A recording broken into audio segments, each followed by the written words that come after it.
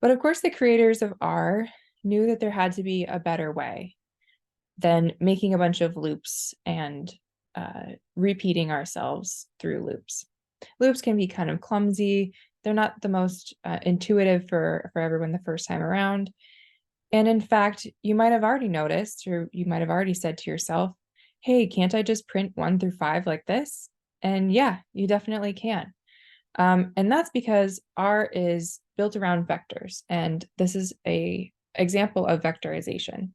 So a vector, right, is just a basic type of variable that can contain a value or set of values. And here we've got just a couple of examples. Here's a vector of integers, a vector of doubles, logicals like true and false, or characters like words. And what we can do, like, let's just take an example here with this vector of doubles, is we can apply our operation to all of the elements of a vector. So if we take our vector of doubles and we multiply it by 2, what we're actually doing is we're saying, take the first element, multiply by 2, take the second element, multiply by 2, take the third element, multiply by 2, and so on and so forth.